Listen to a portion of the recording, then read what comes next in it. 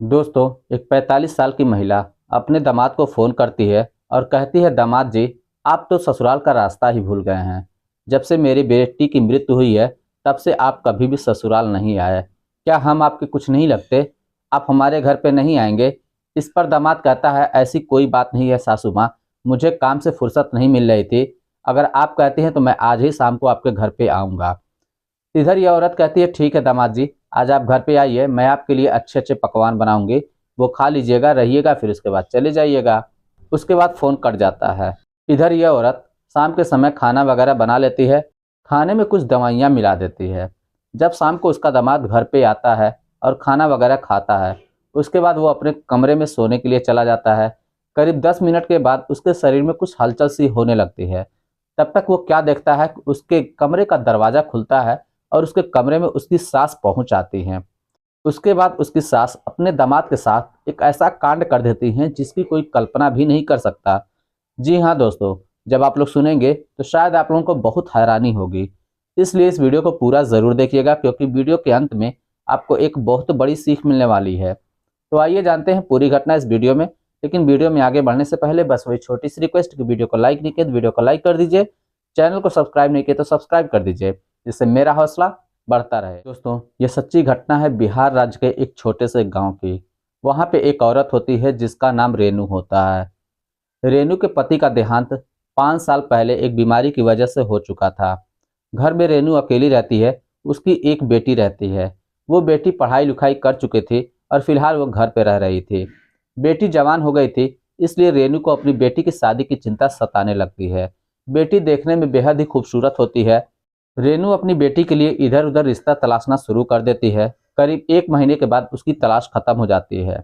उसे एक मनोज नाम का लड़का मिलता है जो एक कंपनी में काम कर रहा होता है। रेनू उसे देखने जाती है तो उसे पहली नज़र में ही पसंद कर लेती है। उसके बाद उसके माता पिता से बात करके अपनी बेटी का रिश्ता पक्का कर देती है। करीब 2 महीने के बाद रेनू अपनी बेटी की शादी मनोज के साथ बड़ी धूमधाम से कर देती है। रेनू की बेटी विदा होकर ससुराल चली जाती है और अपने पति के साथ वैवाहिक जीवन हंसी खुशी से व्यतीत करना शुरू कर देती है। मनोज भी अपनी पत्नी को बहुत ही प्यार करता था, दिलो जान से मानता था, उसकी हर एक इच्छाएं पूरी किया करता था। अब इधर रेनू अकेली घर में रह जाती है। उसे घर काटने को दौड़ रहा था। उसे हर समय तन्हाइयां डस रही थी। दिन तो किसी तरीके से बीत जाता था, मगर रातें उसकी नहीं कट पाती थी। रात में जब सोती थी तो कभी इस करवट कभी उस करवट, इसी तरह से उलमेल करके रातें बिता दिया करते थे। धीरे धीरे समय गुजरता जाता है। मनोज अपनी पत्नी के साथ अपने ससुराल रेनू के घर में आया करता था और यहाँ पे करीब 10-10 दिन तक रह जाया करता था। इसी दौरान आते जाते रेनू को अपने दामाद से ही प्यार हो जाता है, मगर वो अपने दामाद से कुछ कह नहीं पाती। वो सोचती है कि ये तो मेरा दामाद है, अगर मैं इससे कुछ कहती हूँ और बात कहीं बिगड़ गई, कहीं मेरी बेटी को पता चला तो सब कुछ बिगड़ सकता है, क्योंकि आखिर है तो मेरा दामाद ही। ये सोचकर वो अपने दिल की बात अपने दिल में ही दबा लेती है। लेकिन वो अपने दामाद के साथ अपनी ख्वाहिशों को पूरा करना चाहते थे। उसे वैसा मौका मिल नहीं पा रहा था। इस तरीके से दोस्तों करीब 9 महीने का समय गुजर जाता है। 9 महीने के बाद रेनू की बेटी को प्रसव पीड़ा शुरू हो जाता है। तब उसका पति मनोज उसे हॉस्पिटल में लेकर जाता है। वहाँ पे डॉक्टर उसको ऑपरेशन बोल देता है। मनोज ऑपरेशन की सारी फॉर्मेलिटी को पूरा कर लेता है। उसके बाद ऑपरेशन होना शुरू हो जाता है। ऑपरेशन होने के दौरान ही रेनू की बेटी और उसके बच्चे दोनों की मृत्यु हो जाती है। तब डॉक्टर मनोज से आके कहता है कि सॉरी, मुझे माफ़ करिए, मैं आपकी पत्नी और बच्चे दोनों को नहीं बचा पाए। अब यह बात सुनकर मनोज दहाड़े मारकर रोने लगता है और वहां से अपनी पत्नी की लाश को लेता है और फिर घर चला आता है। उसका अंतिम संस्कार करता है। मनोज की पत्नी तो दुनिया छोड़कर जा चुकी थी, लेकिन मनोज अपनी पत्नी को भूल नहीं पा रहा था। वो उसके सदमे में डूब चुका था। कुछ भी उसे अच्छा नहीं लगता था। न उसे खाने का ध्यान था, न उसे पीने का ध्यान था। दिन ब दिन वो अपनी पत्नी की यादों में इतना खो गया था कि वो धीरे धीरे चिड़चिड़ा होना शुरू हो गया था। वो किसी की बातें बर्दाश्त नहीं करता, किसी के पास उठता बैठता नहीं था। जब मनोज के माता पिता ये देखते हैं तो वो कहते हैं, बेटा, जिंदगी बहुत बड़ी है। जवानी में तेरी पत्नी ने तेरा साथ छोड़ दिया, तू अकेले जिंदगी कैसे व्यतीत करेगा? मैं चाहता हूं कि तू अपनी दूसरी शादी कर ले।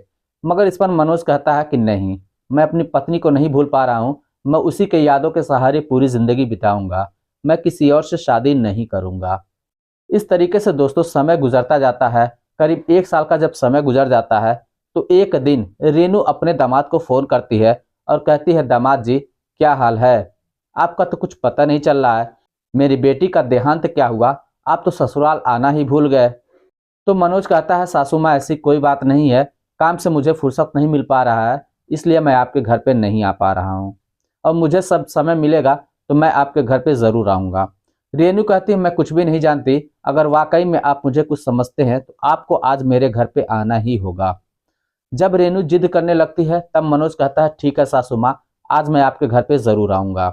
इतना कहकर फ़ोन कट कर दिया जाता है। इधर रेनू अपने दामाद की आने की खुशी में घर पे तैयारी करना शुरू कर देती है, अच्छे अच्छे पकवान बनाना शुरू कर देती है। लेकिन पकवान बनाते समय ही जो मनोज के लिए खाना बनाती है उसमें कुछ दवाइयाँ मिला देती है। जब शाम को मनोज आता है तो मनोज और रेनू बैठकर बातें करना शुरू करते हैं। वो एक दूसरे से बातें करते हैं, एक दूसरे से बीते कल की बातें करते हैं।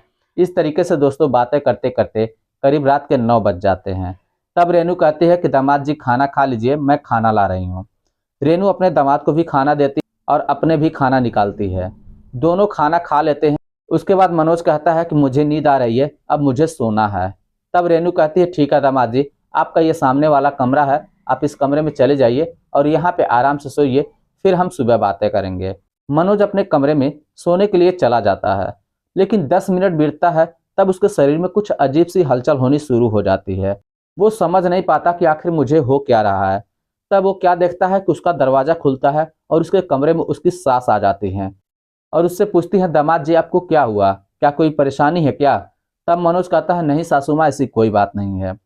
तब रेनू अपने दामाद के पास में ही बैठ जाती है और उससे कुछ बातचीत करना शुरू कर देती है।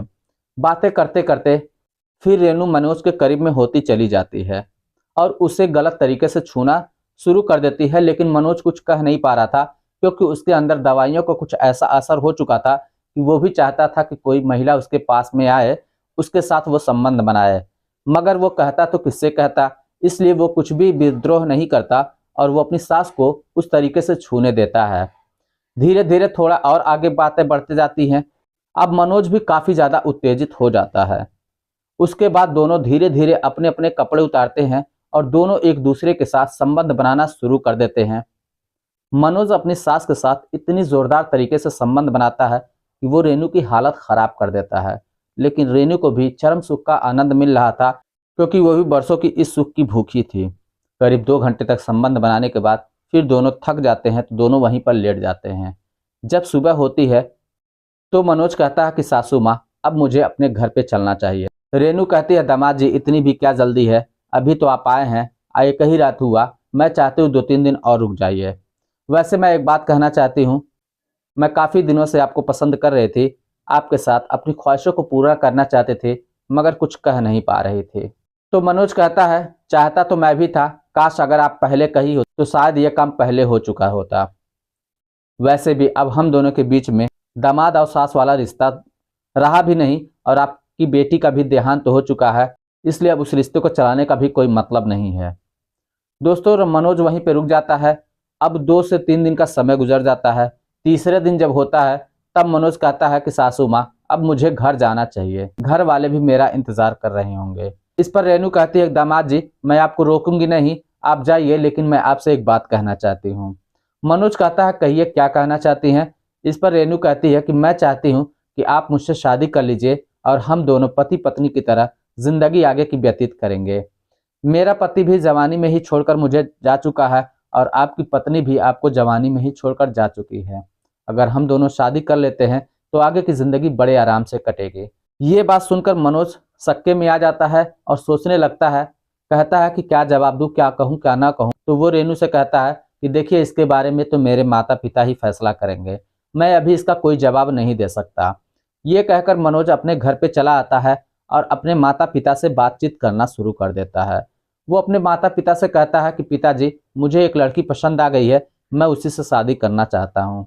ये सुनकर उसके माता पिता तो बहुत ही खुश होते हैं और कहते हैं कि बेटा, जिस लड़की को तूने देखा है तू उससे ही शादी कर ले, मुझे कोई दिक्कत नहीं है, हम लोग भी चाहते हैं कि तू अपनी शादी कर ले।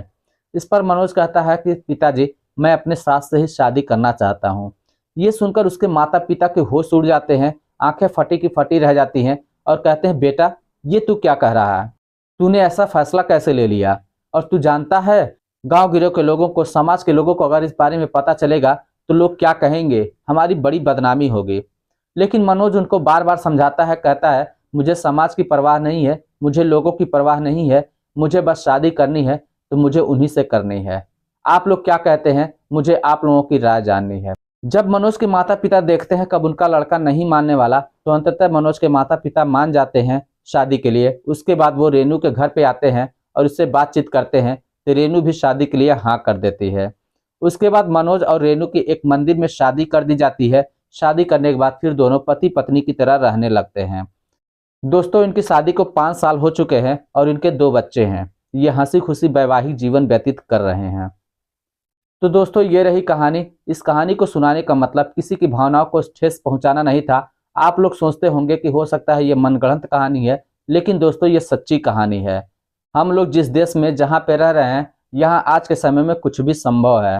इंसान अपनी ख्वाहिशों को पूरा करने के लिए किसी भी हद तक जा सकता है, इसमें कोई दो राय नहीं है। बस ये है, इस कहानी में जो भी पात्र होते हैं उनके नाम बदल दिए जाते हैं ताकि किसी की भावनाओं के साथ ठेस ना पहुंचे। वैसे दोस्तों, आप लोगों की इस कहानी के बारे में क्या राय है? आप मनोज के बारे में क्या कहना चाहते हैं? आप रेनू के बारे में क्या कहना चाहते हैं? आपकी जो भी राय हो आप हमें कमेंट बॉक्स में लिखकर ज़रूर बताइएगा। चलिए फिर मिलते हैं नेक्स्ट वीडियो में। तब तक के लिए जय हिंद।